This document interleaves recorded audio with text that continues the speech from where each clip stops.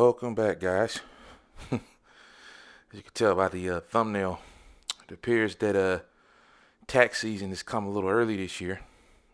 Obviously, I'm joking. We're going to talk about the perceived notion of the Xbox tax, so to speak, where apparently there's a long-running theory. Well, the theory has been long running. The term is relatively new, as far as I can tell, that there is an inherent media bias towards Xbox and pretty much everything Microsoft does in the gaming space. It might be a tax toward everything Microsoft does in general, but at any rate, there seems to be a running theory right now, based on the Game Awards nominees, something that really doesn't matter, by the way, and I'll get into that later, that there is a tax against Xbox and that anything that Microsoft puts out is automatically going to be deducted a certain amount of points or a certain kind of recognition. I'll say this. You have to realize several key things. And I'm going to try to narrow it down to three or four, condense them. But you Xbox guys don't. These are the kind of topics that make you act like the PlayStation guys, where you start doing a little bit too much over something that doesn't matter, right?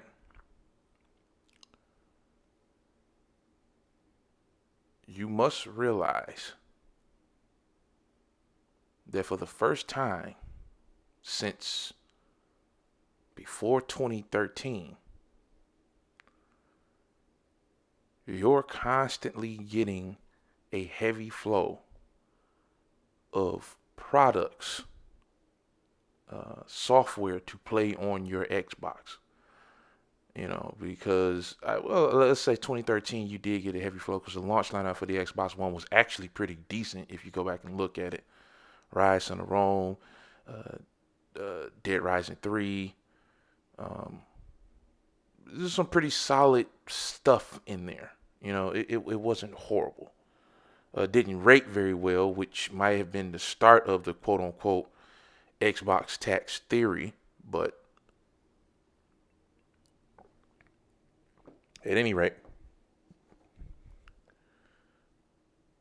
what you have to realize is that after almost 10 years, because it's 2023 now, we're going back to 2013, of almost 10 full years of mediocrity.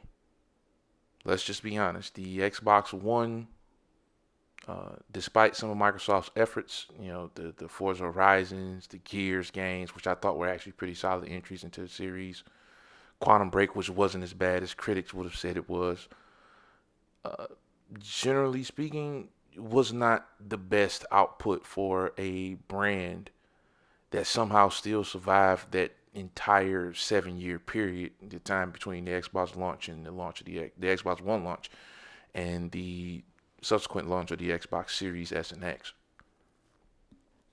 They made it out of a very tumultuous time, and some would say barely. Again, we don't need to talk about the legend of Phil Spencer and how he went ahead and made certain moves to save that brand from being uh, essentially abolished because the people who were running it did not seem to care about games. Why you would put somebody like that in charge of gaming, I don't know, but it seems like a lot of these companies, if not all of these companies, do it at some point, and they either sink or swim off of it. Uh, and because of that 7 year gap where they were essentially nothing, a lot of sentiment was built, I think. So am I the point of this video, let me aside and say that it's not that I'm necessarily dismantling Xbox tax, but there's an explanation for a human explanation. In a 7 to almost 10-year period, really, your publications, your IGNs, your Kotakus, God knows your Kotakus, your I won't say Game Informer as much, but to an extent probably your Game Informers, your VG 24/7s, your Game Spots or Stops. No, it's GameSpot. Stops the store.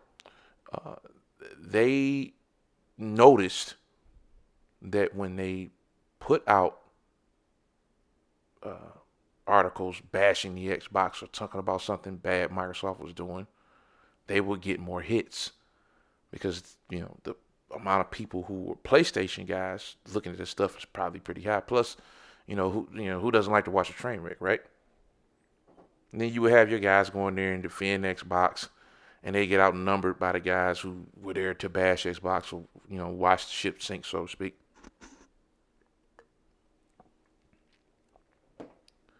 When you're getting hits off stuff like that, and these websites are desperate for hits because their opinions are starting to matter less and less, and regardless of what you think about this statement, it is the truth. When you're getting hits like that, you do what you can to generate more hits like that, which is why there's like, oh yeah, Xbox messed up again. Let's post an article on that, or we rated an Xbox game low, and the guys who want to defend Xbox are coming in and sending us hate messages, but they're giving us hits on the site. And the PlayStation guys who love seeing it are coming in and making fun of the guys who defending it. You put out more stuff like that. You hire more people who have a disdain for that brand so that you can put out more articles. So if the media are the ones who are picking the awards for these game shows, then more than likely, yeah, you're not going to see Xbox stuff nominated for anything but Xbox categories. Now, that's no embedded excuse. I personally can totally see why Starfield is not nominated for Game of the Year. It only got like an 8.2 or an 8.3. It sold well. We only got an 8.2 or 8.3 Metacritic score. Most of, if not all of the games in there, I believe, are at a 9 Metacritic score and also sold very well. But it doesn't explain why Hogwarts Legacy isn't in there. Final Fantasy 16, to a lesser extent, okay, it may or may not have sold well. I think the last story was, in truth, it didn't. But regardless of that, it is a pretty big game that was pretty popular, for the genre it sits in. And it had a really high Metacritic score, and it did not get nominated. The Harry Potter game not getting nominated makes no sense. And I've even seen some ridiculous hidden PlayStation fanboys, because they don't want to admit that that's what they are, talking about, oh, the Harry Potter game wasn't that good, it didn't need to be in there. That is asinine. I don't even like Harry Potter. I heard no one say anything bad about that game outside of the fact that they had a problem with the person who created the IP, which has nothing to do with the damn game. So anybody saying, oh, Harry Potter didn't deserve to be there anyway, isn't that good? Pardon my language, is probably a fucking idiot or a PlayStation fanboy who's just happy that Spider-Man got in that spot. It's not genuine. It's quite disingenuous. I don't even mess with Harry Potter like that. And the fact that everybody who played that damn game said that it was a good game and it has a high Metacritic score tells me that it should at the very least be nominated. It doesn't have to win, but it should be nominated. And the fact that they just skirted on past that and threw Spider-Man, a game that, for all accounts, buggy as hell, game-breaking bugs to the point where you have to reset it, or sometimes the game was so broken it reset itself. That just got nominated, it just slid in. And it's only been out for like 3 weeks, by the way. And it just slides right in. It and Alan Wake 2, not to mention a remake of a game from the early 2000s. Basically, a remake of a GameCube game slides in there. But we didn't throw Dead Space in there, even though that remake was pretty good. You see what I'm saying? Like, there's it's a little what's the word that the kids use? Bullshit. It's a little bullshit. However, uh, I personally have never held the Keeleys in the highest regard as far as like their integrity when it comes to nominations for games. And no one should really take anything that these awards represent seriously, because at the end of the day, who gives a shit? Who really cares? You're not making more money because Jeff Keighley and his award show say that you're a good game. 9 times out of 10, the money you were going to make this holiday, you're already making it now, since we're damn near at the end of November. Next week is Black Friday. Friday, a week from this Friday, we should say. And when it comes back to Microsoft and the quote unquote Xbox tax, you Xbox guys really look, stop it, bro. You don't have the trust or the heart of the media. And I said there were several reasons why you shouldn't care. The biggest reason, because like I said, I was going to narrow it down, is Microsoft's making a shit ton of money right now. Starfield sold about 6 million units, despite the fact that it's on Game Pass. It sold about 1 million, over 1 million units, just for people to play it early, and it's a Game Pass game. You guys, the Xbox brand just put out Call of Duty, and again, despite the fact that critics panned the campaign to the point where they gave it 4s out of 10, which is I think anything below a 5 I thought was reserved for something that flat out doesn't work. And I played the Call of Duty campaign. It works. It's not that great, but it works. They're really, really trying to tear down that brand. It would seem, if you look at it that way, it doesn't work. They bought the right stuff. Call of Duty was, again, the best selling game on every single platform the week of its launch. Like, Sony lives and dies by, oh, we got nominated. That's their thing, right? Is hype and popularity. Sony's always been the company that's coveted hype around their games. Microsoft just wants to make money, and they're doing that. They're doing that in spades. The WoW Rumble game just dropped. That thing's popular. Registration is high as hell for the Call of Duty Warzone for mobile. Diablo Season 2 is doing well. Call of Duty is selling it like crazy. They just dropped some new maps from Halo, some old maps from Halo 3 remade on the Halo Infinite, and a whole bunch of purchasables with that. I'm pretty sure Phil Spencer is not wiping his tears with those spare $100 bills that he's counting over at Microsoft. Is all metaphorically speaking, of course, but you get the point. Like, they don't care. I'm pretty sure whatever biases or tropes that the media has against Microsoft, they are all very much aware of it, and they don't give a damn because it's not stopping their bread.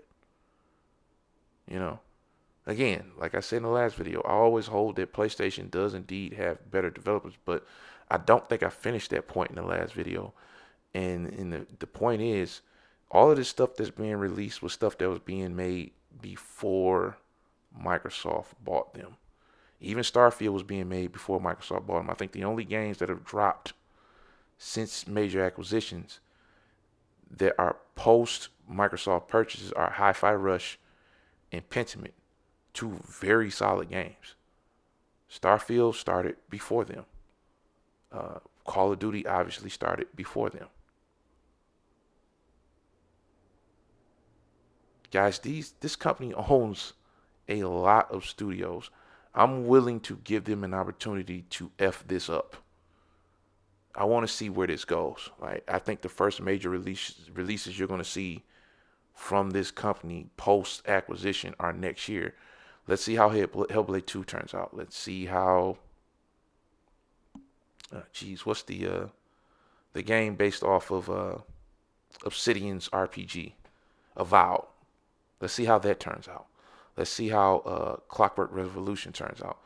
That's the stuff that's truly post Xbox, post ownership, and it's not small stuff like the Hi-Fi Rush or Pentiment. These are big AAA games. Let's see how that stuff turns out. Let's see how these teams do, knowing that they're going to have this supposed Xbox tax thrown on top of their games. Because if any of these games can crack out a 9 or 10s, despite the quote unquote Xbox tax, then we're looking at a future where that trust has been gained. And again, I'm saying Xbox tax, I don't think it's real. I just think that years and years of mediocrity have kind of put a subtle expectation on what they are. And you could sit here and say, okay, well, that makes Xbox tax real. It does, but let's not wind up. Don't, Xbox guys, please don't be PlayStation guys. Don't be fucking weird about this stuff. It's not worth it. It's not. Like, stupid trophies don't make the game more money. It doesn't make the game more popular. It doesn't make the game better than it is. Right? Stupid trophies don't mean anything. These awards don't mean anything. I watch the Game Awards show for the trailers. I don't give a damn about those speeches. No disrespect to those creators, those artists. I don't give a damn about those speeches or those awards. Because it's BS. It's nonsense. Everybody knows that Jeff Keighley is this weird corporate shill who, if Kojima makes anything, that'll be like, say the Xbox tax thing is real, right? When Kojima makes something for the Xbox, when his game finally comes out for Xbox, that game definitely won't get snubbed for nominations. And it could probably end up being complete dog shit. That's the one Xbox game he's going to make sure is on the panel, right? If the Xbox tax thing is real. And there's definitely, again, there's signs that there may be something there, but don't be like fucking PlayStation guys and do all of this whining on the internet. Just enjoy your games. For the first time in many years, you got a ton of stuff to play. I think Sea of Thieves just dropped an update. Halo Infinite dropped an update. Grounded just dropped this great update where you can make anything you want. Why do you care what these people think? It doesn't matter. Microsoft's doing better than it ever has been as far as release cadence, as far as how much money it's going to make this holiday. They're going to make money off Sony that's ridiculous because Sony's packing in their biggest game of the year in the box. Like, dude, it don't matter. None of this crap matters. Just enjoy your games and stop caring about the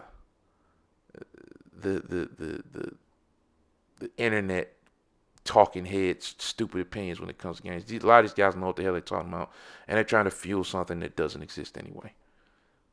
The Xbox brand is fine. It's doing really good for the first time in many, many years. And that's a hell of a lot more important than getting a stupid trophy that doesn't matter. All right. And that's all I got to say about that, guys. I'll catch you in the next one. And God bless. Be safe.